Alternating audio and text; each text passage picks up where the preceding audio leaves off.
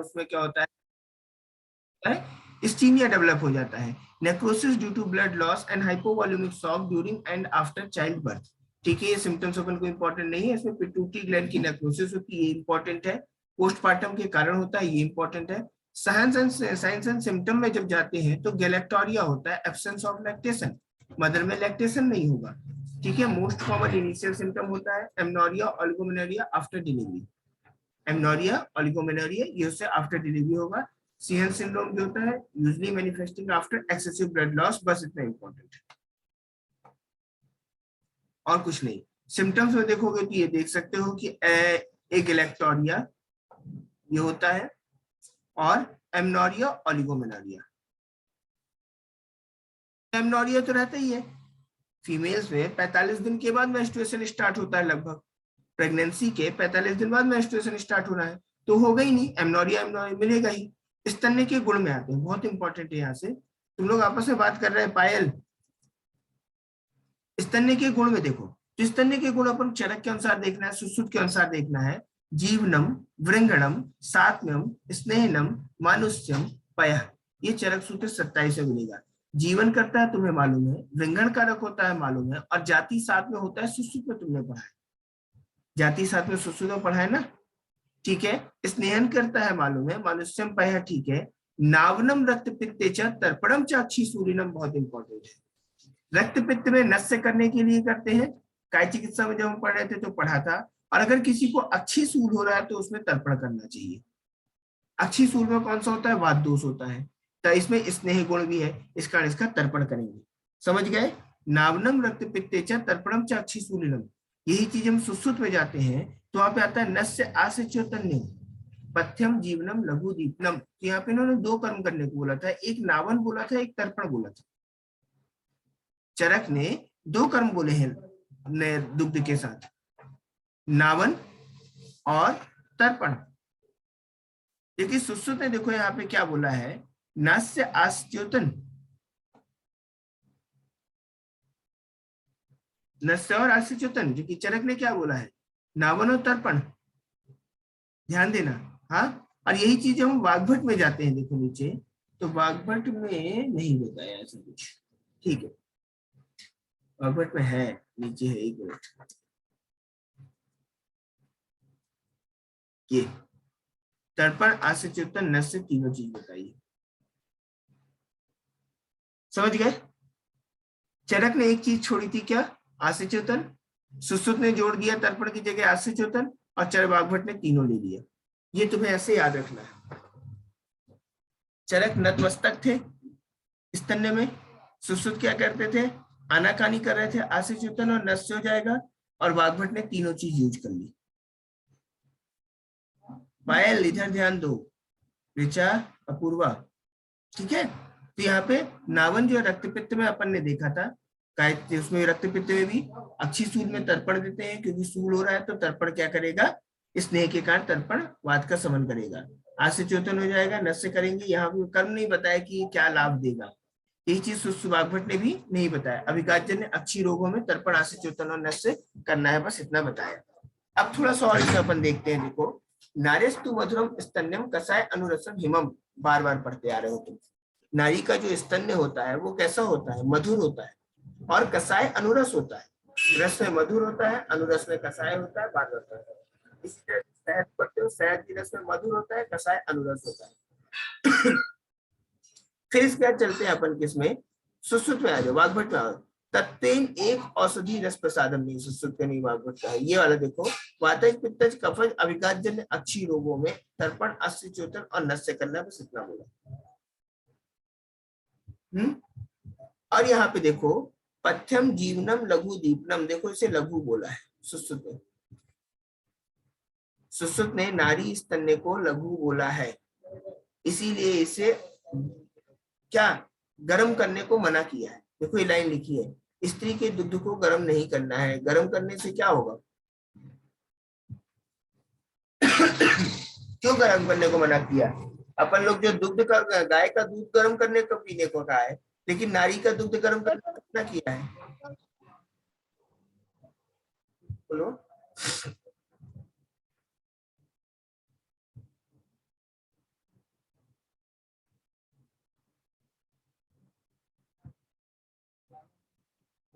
क्या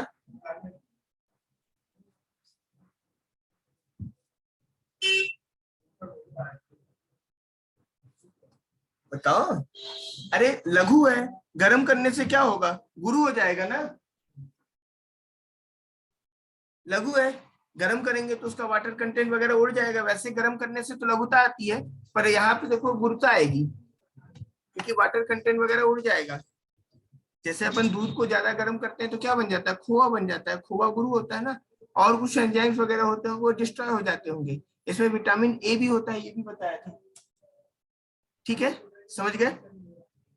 अच्छा चलो, अब इसमें एक और चीज है, मैंने जब तुमको सुश्रुत सूत्र पढ़ा रहा था तब मैंने बताया था कि वो बहुत सारी औषधियां खाती है, गाय की दुग्ध के लिए आया, बहुत सारी औषधियां खाती हैं, इसके कारण क्या होता है, तत् औषधि रस प्रसादम प्राणदम गुरु। देखो यहाँ पे गाय का दुग्ध कैसा है, गुरु, इसीलिए गाय का दुग्ध देने को मना किया था, ऊपर जो अपन ने पढ़ा था। मधुर है, पिच्छल है, शीत है, स्निग्ध सलक्षण है, सर मृदु है, ठीक है, पढ़ लेना। सर्व प्राण भेतम तस्मात् सात्वं क्षीरम युज्यते, सभी प्रकार के उसमें पथ्य होता है और ये साथ में होता है। सर्व प्राण भेतम तस्मात् सात्वं क्षीरम युज्यते, इसको मार्क कर लो। दुग्ध जन्म से ही साथ में होता है, साथ ही साथ में होता है, सुश्रुत 45 में पढ़ा है। इसमें जो है ना, वाग्भट का ये वाला कोटेशन आ चुका है, मातुरे पिबेत स्तनम तद धवलम देह विधे, मैं ऊपर भी पढ़ा चुका हूं तुम्हें। ठीक है, इसमें देखो cholesterol is high in the immunoglobulin A, पहले तुम्हें बताया था। इसीलिए अभी जो मॉडर्न वाले होते हैं वो कहते हैं कि जन्म के साथ ही अपन को दुग्ध पान कराना है, क्योंकि उसमें इम्यूनोग्लोबिन ए की मात्रा ज्यादा होगी, और अगर कम नहीं पिलाएंगे तो नहीं जाएगा, है ना।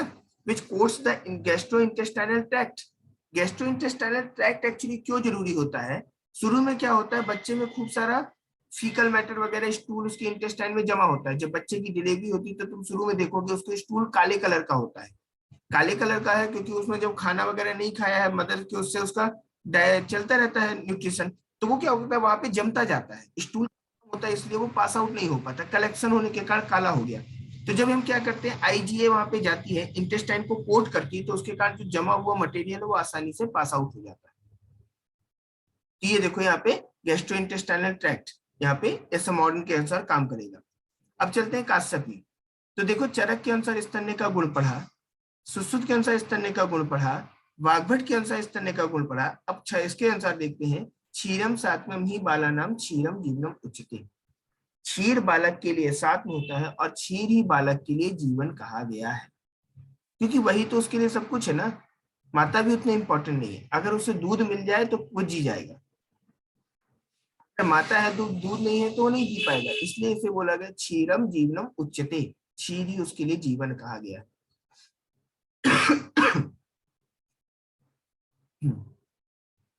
ये समझ गए? चलो थोड़ा और नीचे चलते हैं। अब आते हैं अपन, कुछ टर्म्स हैं जो अपने टर्मिनोलॉजी अपने किसमें पीडिया में यूज होती है। कुमारा आगार, नाम से समझ में आ रहा है, कुमार प्लस आगार, आगार मतलब जो उसके रहने का घर है। तो जब बच्चा होता है तो उसके लिए देखो एक अपन लोग सेफ घर बना देते हैं, जहाँ उसके प्रॉपर जो उसकी जरूरतें हैं वो रखी जाती हैं। तो इसका डिस्क्रिप्शन अपन को चरक और अष्टांग संग्रह में मिलता है, बस इतना ही याद रखना और कुछ नहीं। अगर बच्चे से रिलेटेड कोई भी रेफरेंस है तो चरक शरीर 8 याद रखना, इसके अलावा और कहीं नहीं मिलेगा। सुसु शरीर 8 वहीं पे मिलेगी, सुसु शरीर 10 वहीं पे मिलेगा, और उसके क्षीर से अगर रिलेटेड कोई टर्म है तो चरक में कहा मिलेगा, चरक चिकित्सा 30, थोड़ा सा कहा मिलेगा, चरक सूत्र 4 वहां पे गण में मिल जाएगा। सुश्रुत में अगर दुग्ध से रिलेटेड हो जाएगा, आर्तव से रिलेटेड हो जाएगा, शुक्र से रिलेटेड हो जाएगा, सुश्रुत शरीर 2। ये कुछ डिफरेंसेज है जहां तुम्हें कभी कंफ्यूजन नहीं होना है। तो चरक में मिलेगा, अष्टांग संग्रह में मिलेगा। क्रीड़ा स्थल की बात करते हैं तो क्रीड़ा स्थल अष्टांग संग्रह में आता है। क्रीड़ा स्थल का बच्चे का खेलने का मैदान कैसा होना चाहिए, बच्चा जहाँ खेलेगा कैसा होना चाहिए, इसका डिस्क्रिप्शन मिलता है संग्रह में। तो देखो अभी ये ऊपर जितना भी चल रही है सिर्फ संग्रह की बात चल रही है। हाँ, बाल क्रीडनक, बच्चे के खिलौने कैसे होंगे, चरक ने अष्टांग संग्रह ने डिस्क्रिप्शन दिया। अभी वही सब चल रहा है, चरक अष्टांग संग्रह। क्रीड़ा स्थल का चरक ने वर्णन नहीं किया, ऐसा याद कर लोगे तो भी अच्छा है। फिर कुमाराधार, कुमाराधार का मतलब होता है मेल नर्स, जैसे भी फीमेल नर्स होती है तो मेल नर्स की बात की गई। कुमारा आधार वाग्भट द्वारा वर्णित है अष्टांग संग्रह, एक ही तथा स्थायी हो। एक ही तथा स्थायी क्यों कहा गया, बदलते क्यों नहीं है?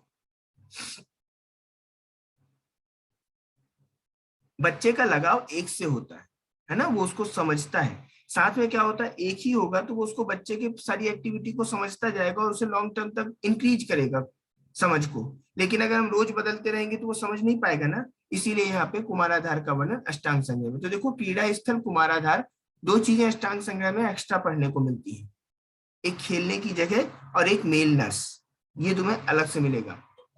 स्थल में आधार है ना, ऐसा याद करना, स्थल में आधार है तो अपन को कहाँ मिलेगा, वाग्भट में वर्णित मिलेगा। इसके बाद चलते हैं, एक और चीज है कि कुमाराधार के लक्षण बताए, कैसा होना चाहिए। भाई तुमने लिख लिया या चालाक हो, चोरी करने वाला, लड़ाई झगड़ा करने वाला, इस तरह की एक्टिविटी होंगी तो बच्चे में भी इसकी नेगेटिव इफेक्ट आएगा ना, बच्चे में नहीं। तो उसी चीज को अपन को लेना होगा कि लालच नहीं होना चाहिए, शांत होना चाहिए, बच्चे से स्नेह करने वाला, इस तरह के गुण होने चाहिए। तो देखो ऐसे ही लिखा है, अभियुक्त सदाचारो, सदाचारी होना चाहिए, आचरण अच्छा होना चाहिए, नाती स्थूल, मोटा नहीं होना चाहिए। पता चले अपने को ही संभाल रहा है कि बच्चे को संभाले, कभी संभालते संभालते खुद ही लुढ़क जाए, गेंद बन जाए। तो इसलिए स्थूल नहीं होना चाहिए। ना लोलूप है, लोलूप नहीं होना चाहिए, बच्चे को तुमने खाने पीने को कुछ दिया और वो पहले चटकार जाए तो पता ही ना चले कि बच्चे को गया कि नहीं गया। तुमने काजू किशमिश दिया अपने बच्चे को खाने को, ड्यूटी में चले गए कि मेरे बच्चे को काजू किशमिश खिलाना, और फिर एक महीने बाद बोलते अरे मेरा बच्चा बढ़ा ही नहीं, मोटा ही नहीं हुआ। इसलिए यहाँ पे ना लोलूप है, कुमाराधार है, कर्तव्य तद दयो बाल चित्तवत, ठीक है, ये करेक्ट है। तो इसमें ये वाला जो लाइन है ना, ये इंपॉर्टेंट है, इतना सा, सदाचारो नाती स्थूलो ना लोलूपा। हाँ, फिर इसका देखो, चरक ने कुमार शब्द नवजात शिशु के लिए यूज किया, जो पीछे हमने पढ़ाया था, अभी तुम्हें आगे पढ़ाऊंगा। वैसे एक सद्योजात वर्ड आता है, एक नवजात आता है। सद्योजात 7 दिन के बच्चे के लिए कहा जाता है, नवजात 1 महीने के बच्चे के लिए कहा जाता है। तो जो सद्योजात होता है, नवजात शिशु होता है, उसके लिए कुमार शब्द यूज किया है। देखो कुमार की मैंने मीनिंग समझाई थी, कुत्सिता मार्यंतीति, जिसकी मोर्टेलिटी रेट ज्यादा होता है, बताया था, कुत्सिता मार्यंतीति। तो चरक ने इसीलिए कुमार शब्द यूज किया, ठीक है। भैंसजागार, अब ना कई बार ये वर्ड आता है कि औषधालय का वर्णन किसने किया, भैंसजागार का सर्वप्रथम वर्णन किसने किया, तो सुश्रुत सारंगधर में ऐसा खूब नाम लेते हैं, पर ये हर जगह मिलता है। जब इस सुश्रुत में पढ़ने जाते हो तो सुश्रुत सूत्र 37 में मैंने तुम्हें पढ़ाया था, जब वहां पे सुश्रुत सूत्र 37 पढ़े थे ना कि औषधियों को संग्रह किस प्रकार की जगह पे करना चाहिए, वो वहां पे भूमि प्राविभागीय अध्याय यहाँ पे तुमने पढ़ा है। भैंसजागार, भैंसज का आगार कैसा होना चाहिए, चरक कल्प स्थान 1 में जहां जहां औषधियों संग्रह की बात की गई है वहीं पे उसका घर बनाने को बोला गया है। सुश्रुत में 37वें चैप्टर में पहले उन्होंने घर बनाने को कहा, 38वें चैप्टर में फिर उन्होंने पूरा गण का वर्णन किया। ऐसे ही किया था क्या, क्यों दीक्षा? 37वें चैप्टर में पहले उन्होंने क्या किया, जगह का डिस्क्रिप्शन दिया, पौधे के बारे में डिस्क्रिप्शन दिया, कैसे कैसे द्रव्य उनका डिस्क्रिप्शन दिया, फिर उसके बाद 38वें चैप्टर में उनका गण बताया, है ना। तो सुश्रुत सूत्र 37 भूमि प्राविभागीय अध्याय और भैंसजागार चरक कल्प स्थान 1 में, याद रखना, बार बार आता है। वमन का वर्णन भी चरक कल्प स्थान 1 में मिलता है। फिर इसके बाद आता है औषधालय, तो औषधालय का नाम किसने बताया था, सारंग ने बताया था। एक इसी तरह तुम पढ़ते हो क्या, प्रश्न समुच्चय का पढ़ते हो, जो रसशाला, रसशाला पढ़ते हो, रसशाला का डिस्क्रिप्शन, हमारी फार्मेसी कैसी होनी चाहिए, पूरा रत्न समुच्चय में पढ़ते हो। थोड़ा सा और नीचे आते हैं, ये देखो यहाँ पे ना कुछ दुग्ध के गुण बताए हैं कि किस प्रकार का जो गौ होगी उसमें किस प्रकार के दुग्ध की क्वालिटी होगी। काली होगी तो वो वात सामक होगी। वात का कलर क्या होता है, वात का कलर क्या होता है, अरुण कृष्ण श्याम, अरुण कृष्ण और श्याम। तो देखो काली गाय होगी तो वात सामक दुग्ध बताएगी, ठीक है। पीली गाय होगी तो क्या हो जाएगा, वात पित्त सामक हो जाएगी। और अगर श्वेत होगी तो क्या कफ कारक हो जाएगी, ये थोड़ा उल्टा हो गया है ना। ये सामक की बात करते हैं और ये कारक की बात करते हैं। अब ये क्यों है नहीं मालूम, ठीक है, ऐसे याद करना है। काली है तो वात सामक हो जाएगी, पीली है तो वात पित्त सामक हो जाएगी, और श्वेत है तो कफ कारक हो जाएगी। एक तो ये हो गया। एक इसमें आता है कुछ और कैरेक्टरिस्टिक है, अजय दुग्ध ग्राही होता है, मालूम है तुम्हें। अतिसार में हम लोग यूज करते हैं, राज्यक्षमा में यूज कर रहे थे, ग्राही गुण के कारण यूज कर रहे थे, है ना। ग्राही तो मालूम है। महिषी दुग्ध जो होता है अभिसंधि होता है। देखो भैंस का दूध एक्सपेरिमेंट करना, एक गिलास भैंस का दूध लेना, और एक्सपेरिमेंट करना है तो भैंस का दही ले लेना, और दिन में, अभी गर्मी के दिन में सो जाना, और फिर पूरे दिन में मुझे पढ़ के बता देना। पढ़ पाओगे? ठीक है, तो माहिस दुग्ध हो जाएगा, अभिसंधि होता है, पहले तुम्हें बताया था, और गोदुग्ध जो होता है रेचक होता है, गाय का दुग्ध विरेचन कारक होता है। ठीक है, ये तुम्हें मालूम है। जिसका दूध शिशु ना हो वो त्रिदोष कारक है। ठीक है, समझ गया क्यों है? क्योंकि उसमें सारा दुख दर्द सब भरा हुआ होगा, तो सब कुछ डिस्टर्ब होगा, तो शिशु, जिसका शिशु ना हो त्रिदोष कारक हो जाएगा। अब देखो स्तन्य के वर्ण का बालक पर प्रभाव। जो दुग्ध होता है उसमें जो कलर है, वो कलर क्यों आता है? क्योंकि उसमें कंटेंट जो मिले हुए उसी के कम और ज्यादा होने के कारण बाइल बढ़ गया, या फिर उसमें क्या हुआ, कैल्शियम ज्यादा बढ़ गया, या उसमें कोई मिनरल ज्यादा बढ़ गया, तो उसके कारण उसका कलर चेंज होगा ना। तो एक यहाँ काश्यप का एक कोटेशन आता है, ये कोटेशन बड़ा फेमस है। तैल वर्णे बलितुल्य, जिसमें तेल वर्ण का होगा वो बलवान होगा। अच्छा ये बताओ, अपन ने चरक सूत्र 13 जब पढ़ते हैं तो उसे अपन यूज करते हैं किसका? तेल का। हेलो, हाँ सर। नहीं नहीं सर, चल चल रही है अभी सर।